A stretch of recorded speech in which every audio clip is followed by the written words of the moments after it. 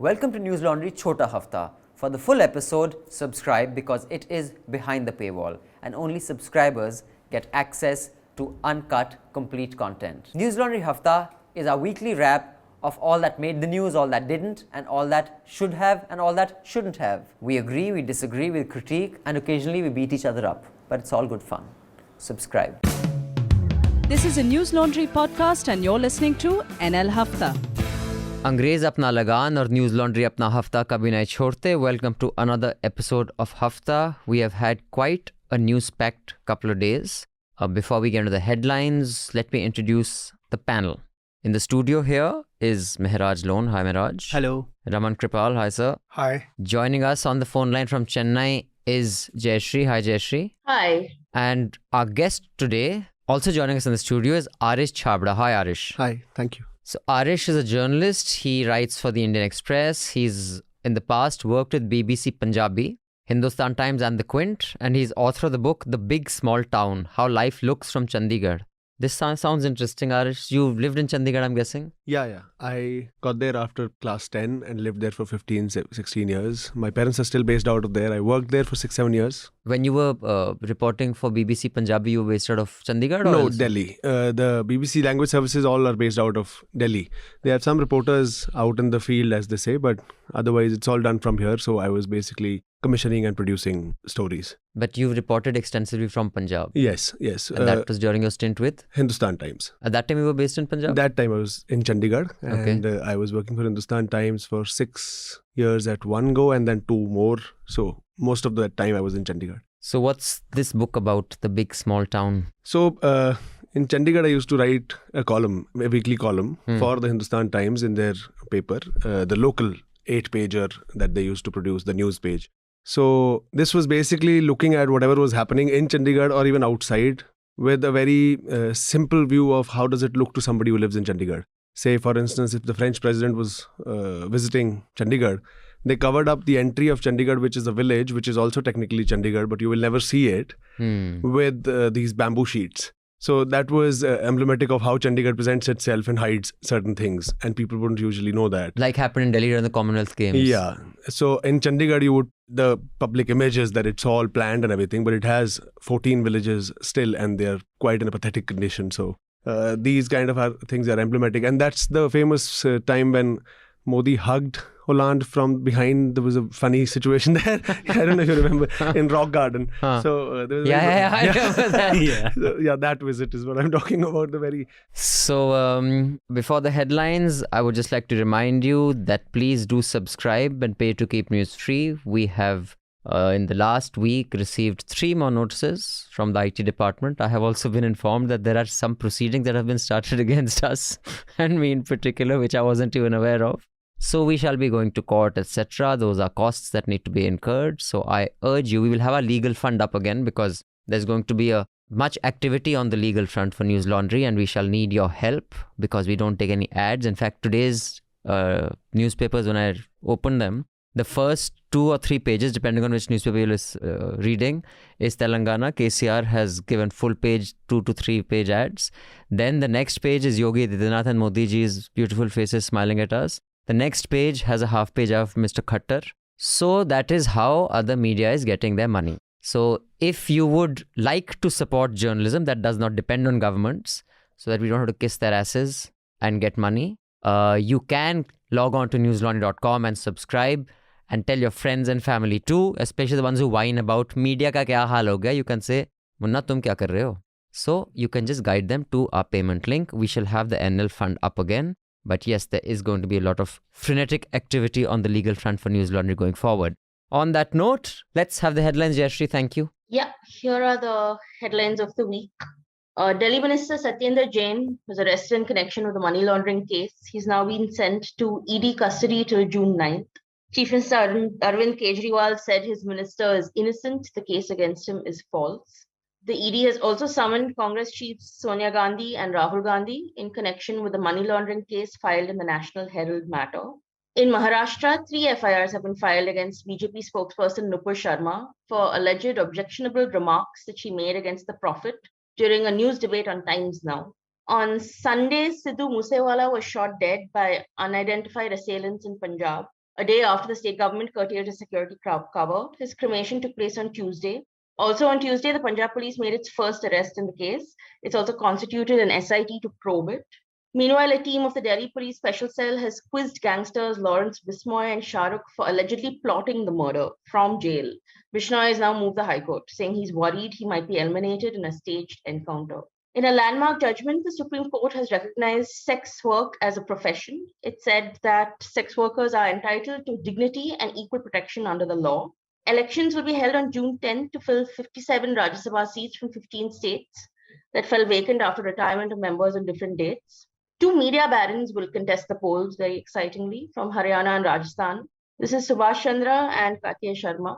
Supreme Court lawyer Brijesh Kalapa has joined the long line of leaders leaving the Congress. On Wednesday, he sent his resignation letter to Sonia Gandhi. As is Hardik Patel confirmed in fact today morning, as we record this on Thursday, the 2nd of June at 10:40, that he will be joining the BJP. Yogi Adityanath laid the foundation stone for the second stage of the Ram Temple. He said the temple will be a Rashtra Mandir.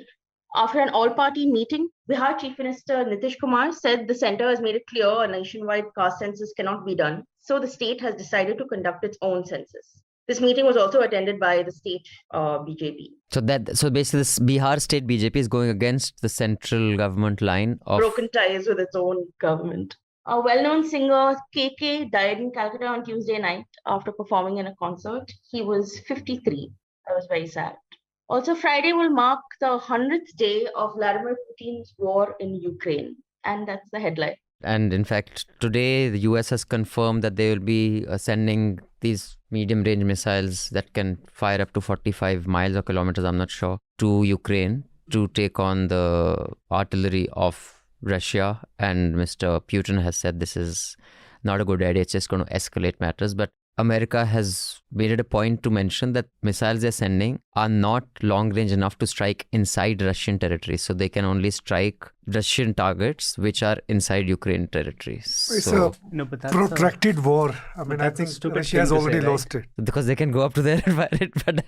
But right yeah, now they said that they can fire into Russia if they're standing at the border. If they are, but right now they aren't at the border. Correct. So, and one more thing that actually happened yesterday. The Kashmiri Pandits, after a series of actually killings in Kashmir of security forces and also of a school teacher, the Kashmiri Pandits protested, and they said that unless they can be provided security, they will start leaving Kashmir again. So another exodus. And I think now the BJP is realizing that managing Kashmir violence is not as easy as maybe bringing down a mosque. It's a more complicated thing. And now they are at the receiving end of the Kashmiri Pandit anger. So we will like to see how that plays out. Yeah, and apparently they're confined to camps and all now, no? Because after they gave this ultimatum saying they want to leave. Yes. So in fact, there was a report this morning that they are not being allowed to leave some of those camps. They won't allow them to leave, I mean. So yeah, but this is something that I'm sure Vivek Agnihotri will not make a film on. Is it extortion like in Bollywood, right? In the 70s and 80s, you don't have a choice because, Dawood's men would call you for extortion. So either you go dance at his wedding or you get killed. Here, I have not really seen that. It's not an extortion thing. It's like willingly they get into gangs. Is it an obsession with like the Tupac Shakur, like 70s, rap kind of as far as Tupac and all that is concerned, it's the iconography that they're fascinated with. They don't understand the sociology of it at all. I mean, you can really see the irony of him claiming to be Tupac when he's a Jat with land, probably having people like Tupac working for him. So and they should actually be singing. Right. Yeah. So I mean, the irony is lost on many people, but it's not as as hidden as one would assume. It doesn't require more than pop sociology to figure it out. As for their obsession with violence, and that's a cultural thing. The idea of violent domination is very, very prevalent in Punjab because of many, many reasons. Some of them have been stated over and over, even in old history books, that it's a place where every invader has first come and dominated through weapons and war. Then it continues through to the obsession with being in the army, because that also extends into having guns, having the power to fight. And then that's the culture. So in that culture, guns and the idea of whoever is more powerful physically even, or has more power in terms of money now, or connections, or anything that would, translate to power, brute power, that is, not intellectual, power or any sort of smarts. Goldie seems to suggest, amongst other things, that every time something happens, our gang leader Lawrence gets all the name and fame and everything, although he's in jail and I'm outside. So I wanted to do something big that would get my name into the headlines as well. And no offense to Lawrence, he said. So that sort of tells you where it comes from. See, that's the age we live in. If you do something, if it's not seen, it's not done. So that would, apply to gangsters as well. If you kill somebody and keep it a secret, what's the point? So, you want to put it out on Facebook. And which bigger name than Musiala to catch the headlines? Absolutely, now everybody knows Goldie. I'd never heard of him before. But they're known to use Facebook. They're known to make big claims of it. This guy, Lakhas Dana, who is now overground, who's now become an activist, used to be a gangster, very openly talks about it, was in jail. He has said this several times. Some of the people who know this, having been in jail, would tell you very openly that Facebook is the medium they use. They put photographs of their birthday celebrations. In fact, I remember a couple of years ago, there was from jail, in a Punjab jail, I don't know which jail, they had put pictures of a celebration. They had daru, they had food, and they had put it out on Facebook that I'm celebrating, and it created a huge furor. Yeah. So I think the most interesting aspect of this Rajya Sabha elections are most of the Congress-ruled states, they are already raising their voices ki why couldn't you get the locals? So you have brought all the outsiders, So there is already fissures. Considering that... And the Congress list is full of their same old. Considering that, the BJP has planted two independents from two states. One is Rajasthan, another is Haryana, Kartike from Haryana. And from Rajasthan, this Subhash Chandra who contested from Haryana last time. We are doing a story on this. We have... reporter is already working on it. So we just need to see that how many MLAs you need on your side.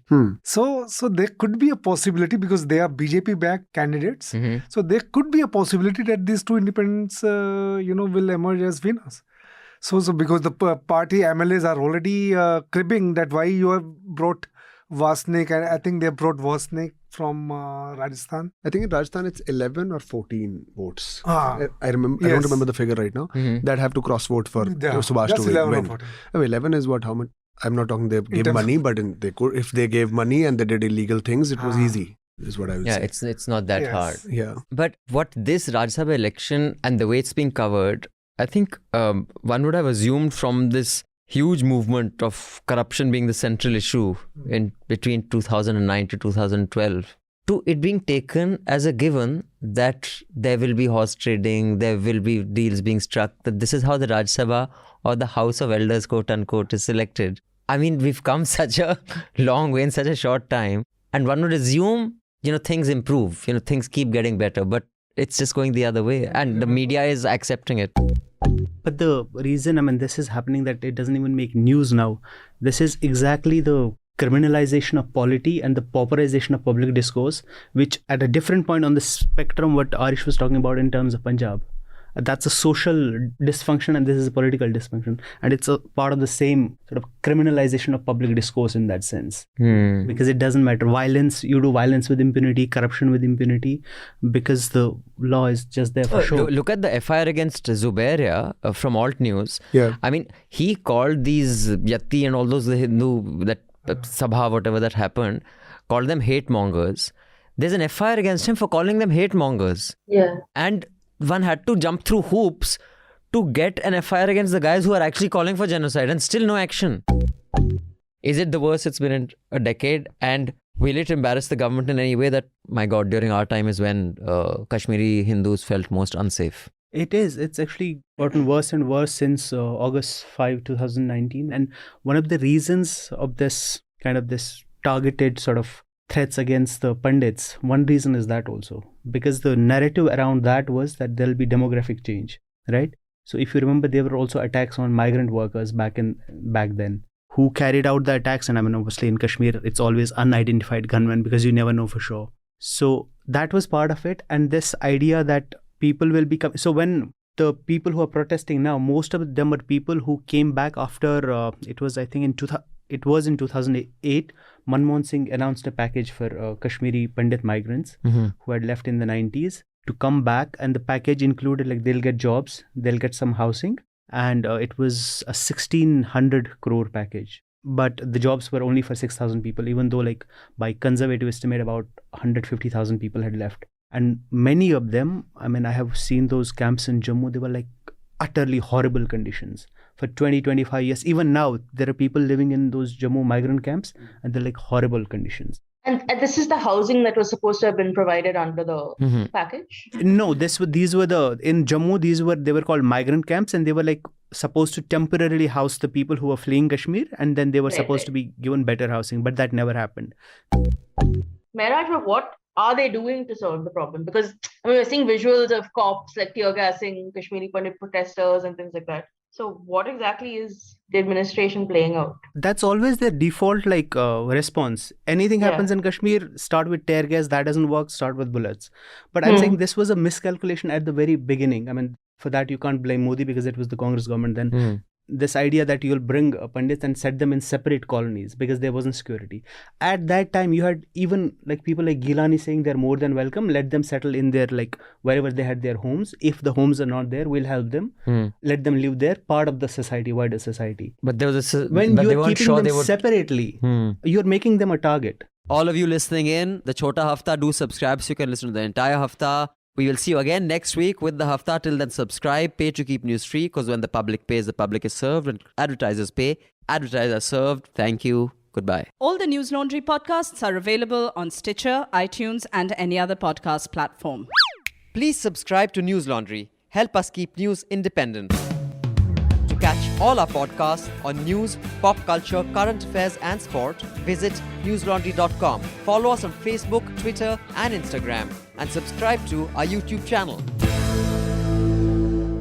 Sun liya Afrika, mufat khoro. Not to brag or anything, but Newslaundry Hafta features in the top 50 in the world on SoundCloud in the news and politics category for podcasts. So do subscribe and see what you're missing, because when the public pays, the public is served. When advertisers pay, advertisers are served. Subscribe, help keep news independent and free. All Newslaundry podcasts are available on iTunes and Stitcher and any other podcast platform.